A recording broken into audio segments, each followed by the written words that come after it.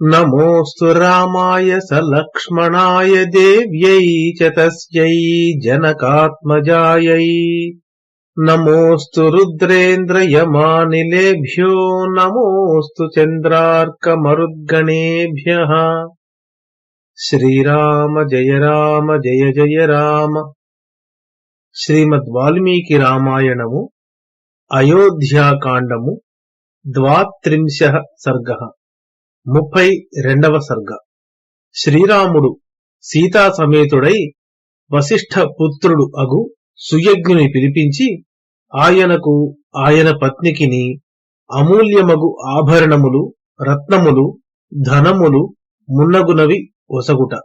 పిమ్మట లక్ష్మణునితో కలిసి బ్రాహ్మణులకు, బ్రహ్మచారులకు, సేవకులకు, త్రిజటుడు అను బ్రాహ్మణులకు, మిత్రులకు ధనమునొసంగుట. తత శాసనమాజ్ఞాయ భ్రాతుః శుభతరం ప్రియం గత్వా సప్రవివేశాసు సుయజ్ఞస్య నివేశనం. మిక్కిలి మంగళకరము తనకు ప్రియము అయిన సోదరుని ఆజ్ఞ ప్రకారము లక్ష్మణుడు వెంటనే సుయజ్ఞుని ఇంటికి వెళ్ళెను. తం విప్రమజ్ఞగారస్థం వందిత్వా లక్ష్మణోబ్రవీత్ సఖేభ్యాగచ్చ పశ్యే త్వం వేశ్మదుష్కరకారిణః. లక్ష్మణుడు అగ్నిగృహములోనున్న ఆ బ్రాహ్మణునకు నమస్కరించి ఇట్లు చెప్పెను. ఓ స్నేహితుడా, ఇతరులెవ్వరూ చేయజాలని కార్యము చేయుచున్న రాముని ఇంటికి వచ్చి చూడుము. తత సంధ్యాముపాస్యాశు గత్వా సౌమిత్రిణా సహ జుష్టం తత్ప్రావిశల్లక్ష్మ్యా రమ్యం రామ నివేశనం. ఆ సుయజ్ఞుడు సంధ్యోపాసనము పూర్తి చేసుకుని లక్ష్మణునితో కూడా వెంటనే వచ్చి లక్ష్మికి నిలయమై సుందరముగానున్న రాముని గృహములోనికి ప్రవేశించెను. తమాగతం వేదవిదం ప్రాంజలి సీతయా సహ సుయజ్ఞమభిచక్రామ రాఘవోగ్నిమివార్చితం. వేదవేత్తయైన ఆ సుయజ్ఞుడు వచ్చిన వెంటనే రాముడు సీతాసహితుడై నమస్కరించి హోమానంతరము అగ్నికి ప్రదక్షిణము చేసినట్లుగా అతనికి ప్రదక్షిణము చేసెను.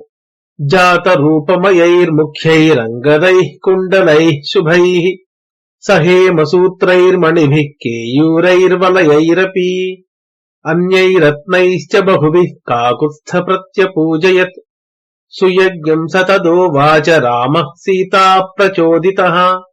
రాముడు శ్రేష్టమైన బంగారు అంగదములు, అందమైన కుండలములు, బంగారు సూత్రములు గల మణులు, కేయూరములు, వలయములు, ఇతరమైన అనేక రత్నములు సుయజ్ఞునకు ఇచ్చి సీత ప్రేరేపింపగా అతనితో ఇట్లు పలికెను. హారం చ హేమసూత్రం చ భార్యాయై సౌమ్య హారయ రశనాం చాధునా సీతా దాతుమిచ్చతి తే సఖే.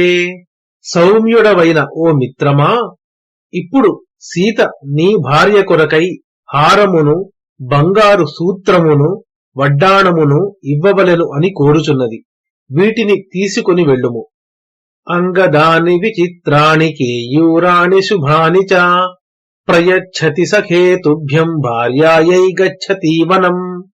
మిత్రమా, వనమునకు వెళ్ళుచున్న సీత నీ భార్య నిమిత్తమై అంగదములను, విచిత్రములు, సుందరములు అయిన బాహుపురులను నీకు ఇచ్చుచున్నది.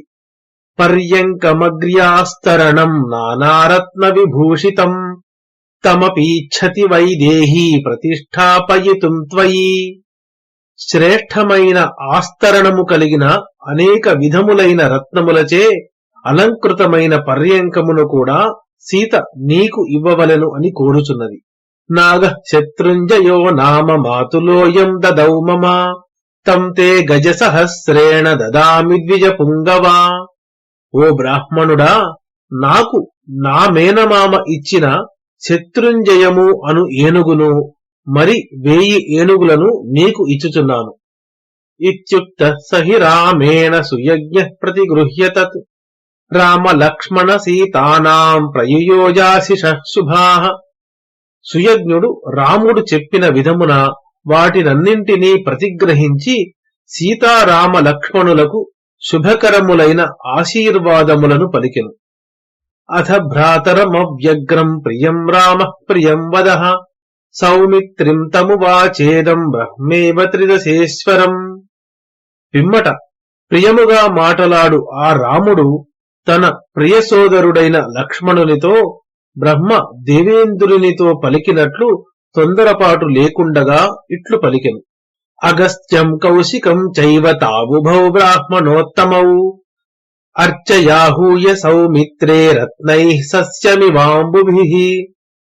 లక్ష్మణ, బ్రాహ్మణోత్తములైన అగస్త్యుడిని కౌశికుడిని ఆహ్వానించి సస్యముపై ఉదకము వర్షించినట్లు రత్నములు వర్షించి పూజించుము.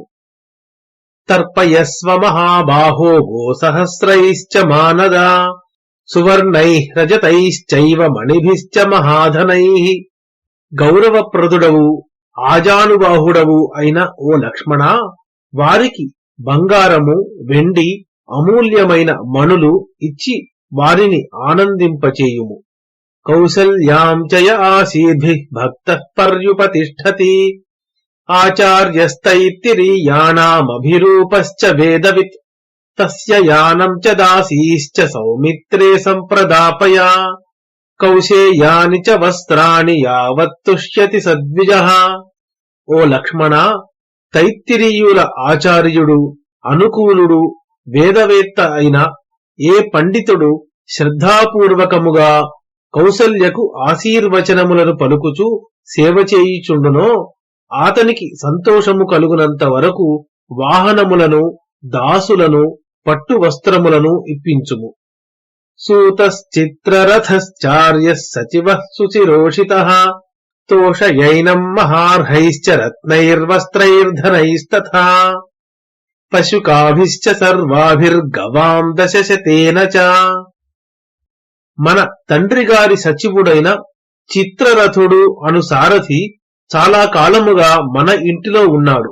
అతనికి అమూల్యమైన రత్నములు వస్త్రములు ధనములు అన్ని విధములైన చిన్ని పశువులు 1000 గోవులు ఇచ్చి సంతోషపెట్టుము.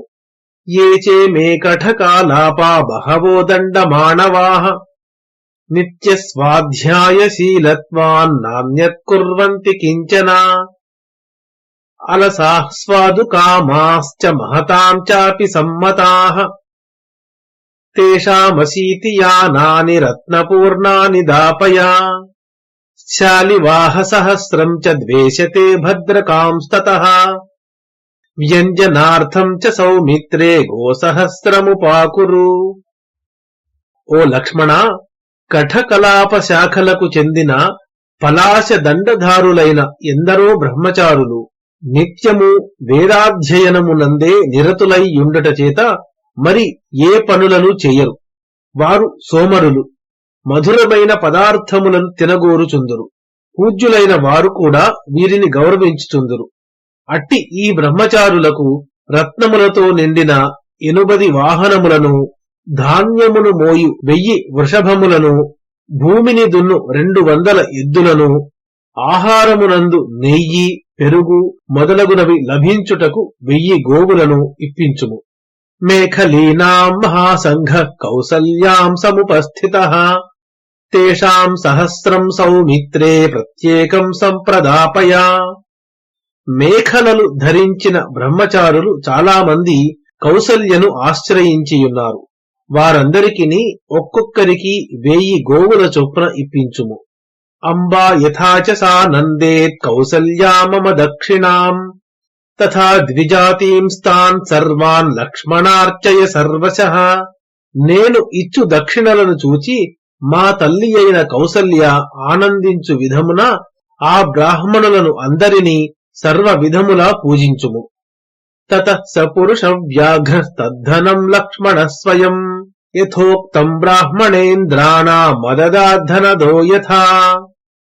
పురుషులలో శ్రేష్ఠుడైన ఆ లక్ష్మణుడు రాముడు చెప్పిన విధమున ఆ ధనమునంతయు కుబేరుడు వలె స్వయముగా బ్రాహ్మణ శ్రేష్ఠులకు ఇచ్చెను.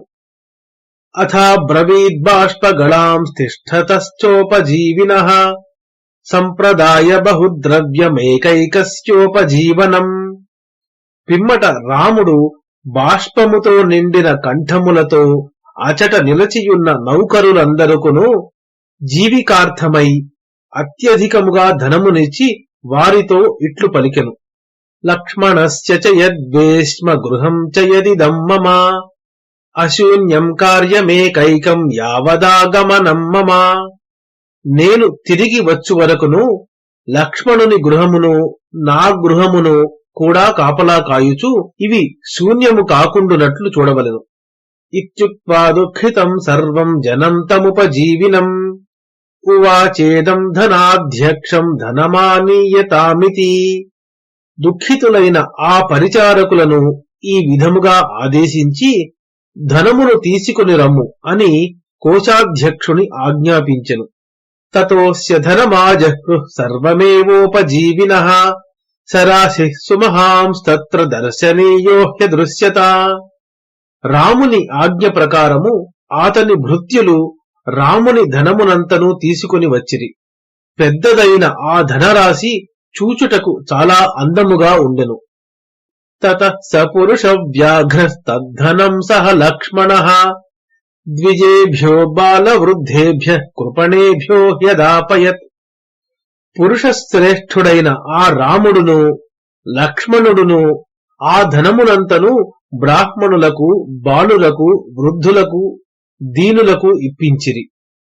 తత్రాసీత్ పింగళో గార్గ్యస్త్రిజటో నామ వైద్విజః క్షతవృత్తిర్వనే నిత్యం ఫాలకుద్దాలలాంగలీ.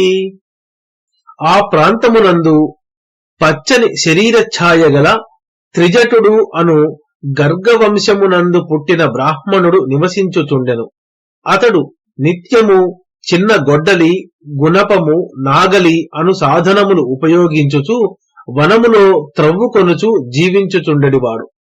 తం వృద్ధం తరుణీ భార్యా బాలానాదయదారకాన్ అబ్రవీద్బ్రాహ్మణం వాక్యం దారిద్ర్యేణాభిపీడిత.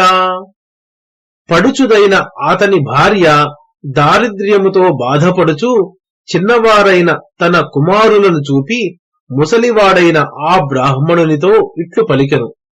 అపాస్య ఫాలం కుద్దాలం కురుష్వ వచనం మమ రామం దర్శయ ధర్మజ్ఞం యది కించిదవాప్స్యసి. నా మాట విని ఈ చిన్న గొడ్డలిని గుణపమును దూరముగా పారవేసి ధర్మాత్ముడైన రాముని దర్శనము చేసినచో నీకేమైనా లభించవచ్చును. సభార్యా వచనం శ్రుత్వా శాటీమాచ్ఛాద్య దుశ్చదాం సప్రాతిష్ఠత పంథానం యత్ర రామ నివేశనం.